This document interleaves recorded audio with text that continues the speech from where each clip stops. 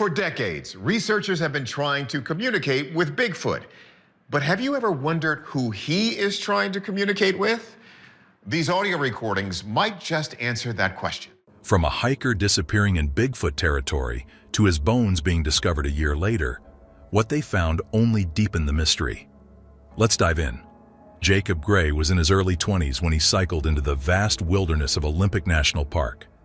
His bike was packed with gear, everything carefully chosen for the journey ahead. He wasn't just traveling, he was searching. The forest drew him in, calling him away from the world and into the quiet. And so he rode deep into the trees, where the silence grew heavier and time felt slower. This would be the last time anyone saw him alive. The next day, his bicycle and trailer were found beside a remote road. Nothing was damaged, nothing was stolen. It looked like someone had just stepped away for a moment. But Jacob was gone, completely gone. How did it all begin?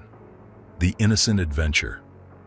Jacob Gray was 22 years old, born and raised in Santa Cruz, California, where the ocean met the redwoods and quiet souls like his often found peace in the rhythm of the natural world. He was athletic and thoughtful, the kind of young man who found more comfort in a quiet trail than a crowded room. He wasn't just another traveler, he was deeply spiritual, drawn to the wild places not for adventure, but for understanding. And on top of all that, he had a gentle presence, the kind that made people feel calm just being around him. He packed his bicycle with care, hooking up a small trailer full of camping gear and supplies, and set out alone on April 5, 2017. His plan was simple on the surface, to ride east across the country, starting in the moss-draped shadows of Olympic National Park. But this wasn't just a physical journey, it was a personal one. He was grieving, searching, maybe trying to lose something, or maybe trying to find it. That forest, with its cold air and endless green, offered the kind of silence he craved. But Jacob's quiet ride into the trees didn't bring healing. It led him somewhere much darker: the bike and the trailer. On April 6, 2017, the woods along Salt Duck Hot Springs Road stood still, cloaked in mist and quiet. Deep inside Olympic National Park, where the trees stretched high and the forest floor swallowed sound, something strange was waiting to be found.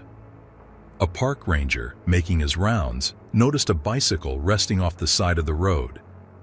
Attached behind it was a small trailer packed with camping gear. Everything was in order, as if the owner had simply paused for a break and never returned. Nothing was broken, nothing was stolen, and the bike was still fully functional. But something was wrong. Lying on the ground was a bow, and arrows had been stuck into the trailer, with some poking out, some loosely scattered nearby. It didn't make sense. It didn't fit the image of a careful traveler preparing camp. It looked like someone had left in a hurry, or maybe left in silence, with no intention of returning. To make things even stranger, there were no signs of a struggle. No blood, no damage, no frantic footprints leading away from the scene. Seeing this, the ranger scanned the area, thinking maybe the cyclist had gone to fetch water from the nearby river. But there was nothing, no trace, just a bike, a trailer, and gear waiting patiently for someone who would never come back. It felt like the woods had opened their mouths and taken him whole without warning or a reason, leaving nothing behind but questions. And so people looked for answers. Ranger John Bowie was the first to step deeper into the silence, moving cautiously around the abandoned bike and trailer. He looked toward the river, thinking maybe the rider had wandered down for water and slipped on the mossy rocks. It was cold that day, the kind of cold that takes a person fast if they fall in and can't climb back out. He searched along the banks, through the brush, but saw nothing that pointed to panic or injury, just quiet woods and a road that felt too still. He radioed Brian Ray to double-check the area the next day. Maybe it was all just a simple misstep, a short detour that went too far. But when Ray returned and circled the site again, it was exactly the same. The bike, the arrows, the bow, untouched. No drag marks, no boot prints leading away, nothing new to suggest movement in any direction. The hot springs nearby were checked too. No one had seen a lone cyclist, and there were no reports, no sightings, no voices saying they'd passed a young man on the road. Eventually, they gathered Jacob's gear, took careful photographs, and stored it in a boathouse by Lake Crescent. It should have looked like the end of a trip, but everything felt too neat, too staged, too frozen in time. Then, on April 7th, 2017, among the gear locked inside the boathouse, Ranger Brian Ray found a small slip of paper. It held phone numbers, scribbled but still readable. One of them led to Jacob's sister. She answered, and when she heard his name and the word missing, everything changed. The weight of dread moved fast across state lines. She gave the number to their parents in Santa Cruz, and within hours, Jacob's family was involved. They knew him. They knew this wasn't some fluke. Jacob didn't just walk away from his life without reason, and he wouldn't have stayed quiet this long. However, the terrain was too dense for casual searching. It needed something sharper, something that could follow death's faintest scent. So, cadaver dogs were brought in. Trained noses started at dusk and didn't stop until night fully swallowed the forest. They circled the river's edge, noses twitching near a tangle of dead wood and mud. One logjam seemed to pulse with invisible decay. Then another, miles down. 2 hits, but nothing surfaced. No body, no clothing, no skin or blood.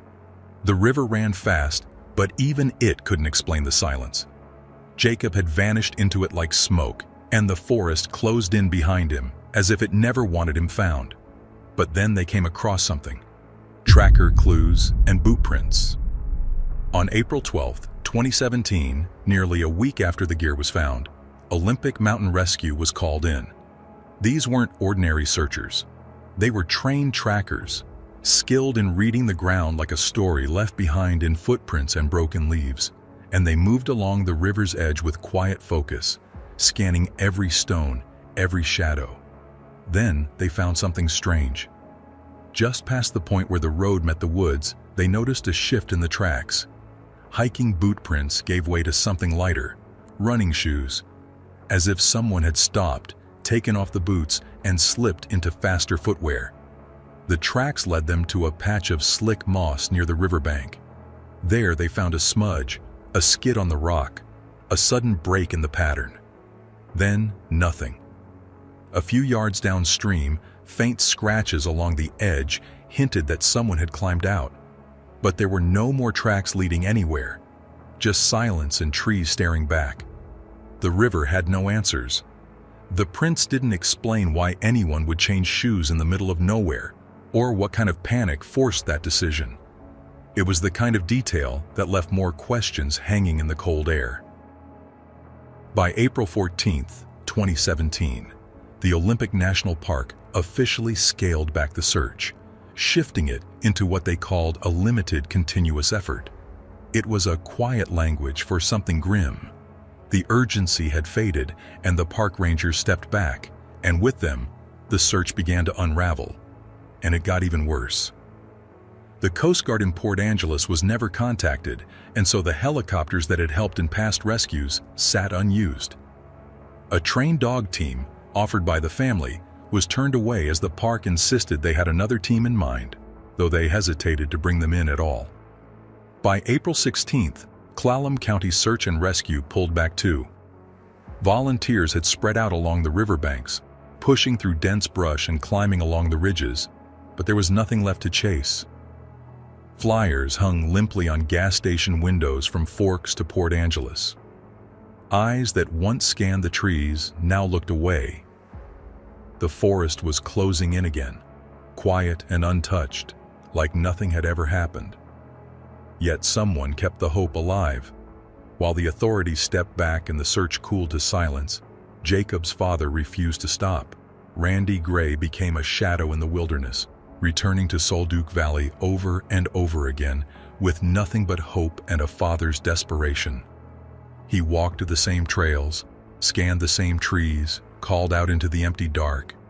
He crossed state lines and chased rumors, following whispers into distant corners of the country and even up into Canada. Sometimes it was a dream that pulled him, Sometimes a feeling deep in his chest that something was waiting just beyond the next ridge. But he always came back to those woods. The forest had taken something from him and left no explanation, and he refused to let go. In his heart, he believed Jacob hadn't vanished without meaning. He believed the boy was still out there, somewhere, just waiting to be found, or at least a clue of where he could be. And he was not wrong. The discovery on the ridge. It happened on August 10th, 2018, more than a year after Jacob had vanished into the forest. A team of biologists was out in the Olympic Highlands, tracking marmots in the steep upper reaches near Ho Lake. The sun had dipped low, casting long shadows over the ridge when they came upon something that didn't belong. Bones, sun-bleached and brittle, scattered among torn cloth and faded gear. The location was brutal, perched 5,300 feet above sea level, 15 miles from the road where Jacob's bike had been left behind. The terrain was unforgiving, the kind that swallowed people whole. In April, this ridge would have been blanketed in snow, slick with ice, and ready to slip beneath any footstep. The air was thin, the wind sharp, and avalanches were always a threat. There was no trail nearby, no sign of a camp, nothing to suggest anyone was meant to be there. But Jacob had been. His clothes were still intact, the kind meant to keep a person alive in the cold. His lighter still had fuel.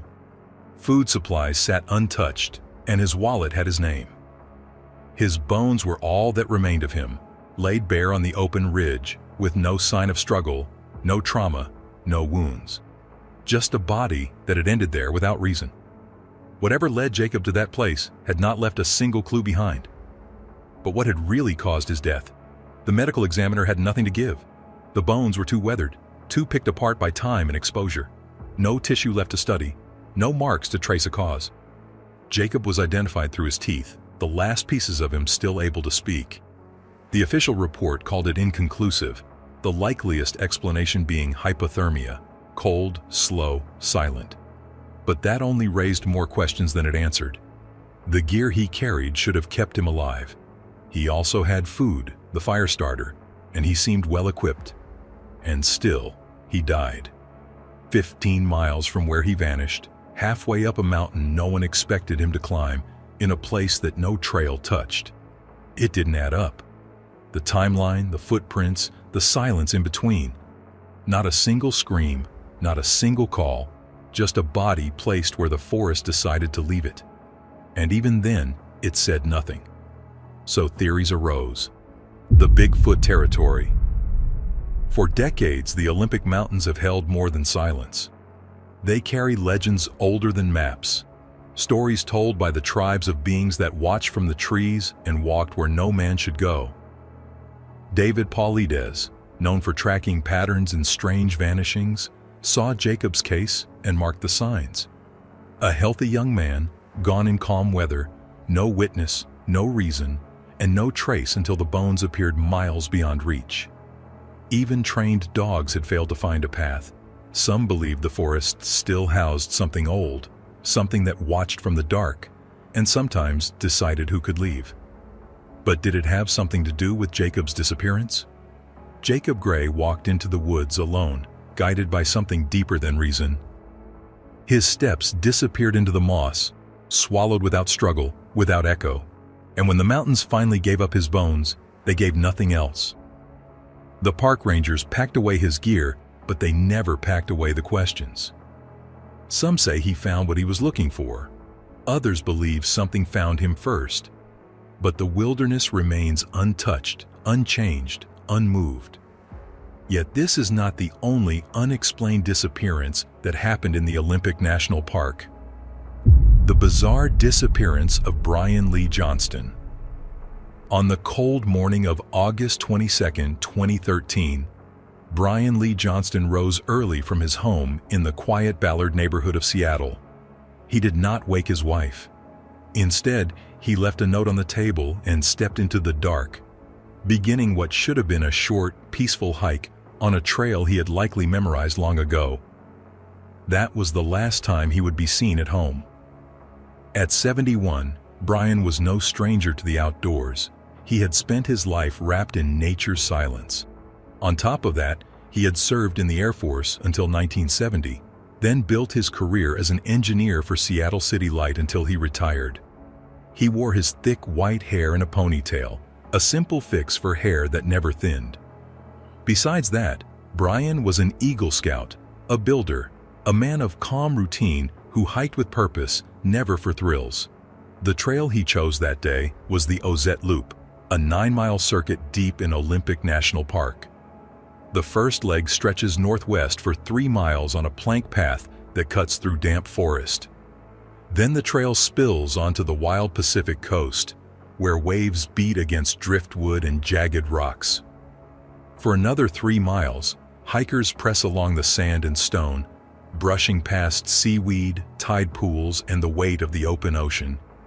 Then it curves inland again, climbing gently through more dense woodland until it folds back on itself, returning to the trailhead. For all its beauty, this trail has moods, and sometimes the ocean pushes too close. Still, it was a loop, not a maze. After going for the hike, Brian's truck was found parked at the trailhead, untouched. Inside were receipts from Port Angeles, dated the very same morning. He had passed through town since he had planned for this hike, yet no one reported seeing him on the trail. No hikers, no rangers, no cameras. He was simply gone. The forest did not speak. There was no evidence of injury, no signs of confusion, no wrong turn to blame, and the trail was straightforward. But something had reached into that loop and taken him, and so the search began. By August 28, 2013, 6 days had passed since Brian vanished into the quiet green of Olympic National Park. His wife and stepchildren, having waited longer than they should have, finally called the park rangers. It was then that the search began, too late, and already haunted by the feeling that something had gone wrong the moment he stepped onto the trail. For 3 days, the Ozette Wilderness swarmed with searchers. More than 50 people came in, rangers and rescue crews from Clallam, Grays Harbor, and Pierce counties. They swept the plank trails, scanned the forest floor, and trudged the open beach. The plank path was too direct to lose yourself on, but the beach section, battered by rising tides and sharp headlands, offered just enough danger to raise fears. A misstep there, a slip on wet stone, and the ocean could pull a man under with no trace. But there was nothing. No broken brush, no dropped gear, no pack, no torn clothing. And to make matters worse, the dogs caught no scent, the air yielded nothing, and the trees didn't answer. It was as if the forest had pulled its curtains tight and kept him hidden. Helicopters circled above, and volunteers trudged below. Every inch was checked, yet still no sign. Some believed Brian might have changed his route. His sister thought he might have detoured toward Nia Bay or Sikiu, remote trails where old family memories lingered. But no one could prove he ever left the Ozette Loop. Years passed, and in 2017, a hiker walking that same trail stumbled on something strange. A single boot, weather-worn, left behind like a breadcrumb. It matched Brian's size, and his family confirmed it looked just like the pair he had taken. That lone boot was the only piece ever found. The forest gave nothing else back. Not a voice, not a clue. Only the sound of wind in the trees, and a trail that still leads out, but never explains what waits in between. While many theorized what might have happened, one thing was clear. Brian vanished without a trace in Olympic National Park, a place long whispered about in Bigfoot lore. Dense forests, remote trails, and eerie silence surround the Ozette Loop. With no body, no clues, and only a lone boot found years later, the wilderness swallowed him like legend. And yet, the numbers keep going up. The disappearance of John Devine. At 73, John Devine entered the Olympic wilderness on September 6, 1997, carrying only snack bars and determination. He was headed to the dangerous slopes of Mount Baldy, planning to follow the steep, rugged Maynard Burn Trail into the heart of Olympic National Park, a place few dared to tread alone. John lived in Sequim and had tackled long hikes before, even with limited vision in one eye, but this trail tested even the hardiest. He set off from a campsite on Grey Wolf Ridge that cold afternoon, leaving behind a life of routine in a quiet home that expected him back the next day. When he failed to return on September 7th, his family reported him missing, and the search began under an uneasy sky. Rangers and volunteers traced his intended path through the thick forest, where brambles clawed at legs and every step threatened a hidden drop. At 5,000 feet, a Bell 205A1 rescue helicopter climbed into the imposing peaks of Mount Baldy, but fate turned on a knife's edge when the helicopter crashed during its mission. In the crash, 3 lives were lost: pilot Kevin Johnston, volunteer dog handler Rita McMahon, and park employee Taryn Hoover, while 2 more lay wounded and others carried the shock of that fall through the forest. That crash forced a grim pause on the search as snow moved in and the terrain became a frozen labyrinth of rock and ice. Meanwhile, a dozen searchers pressed on at Muller Creek, picking through drainages and steep walls that choked off any easy path through the tangled undergrowth. Each footstep was cautious, whispering through chill air, the forest leaning in like a living wall closing tight around them. Sergeant Don Kelly of the Clallam County Sheriff's Office admitted the bleak reality. If John was alive, he would have been found by now. If not, his body would still be somewhere visible on that savage slope. Then, around September 13th, the search ended after no trace of John Devine was found. No pack, no trail, no footprint. Only the knowledge that the mountains swallowed him, leaving no echo to follow. Following the crash, tales grew, how the helicopter's fall had stirred something dormant in the mountain's soul. But soon after, winter dressed the ridges in snow, burying paths and scent trails alike, hiding John's fate under a blanket of cold indifference. In the years since, hikers speak of gray shapes in the mist, of footprints that vanish near cliffs, and of the low cry of wind that sounds like a voice calling from the trees. But for John Devine, the forest said nothing. It kept silent and swallowed him.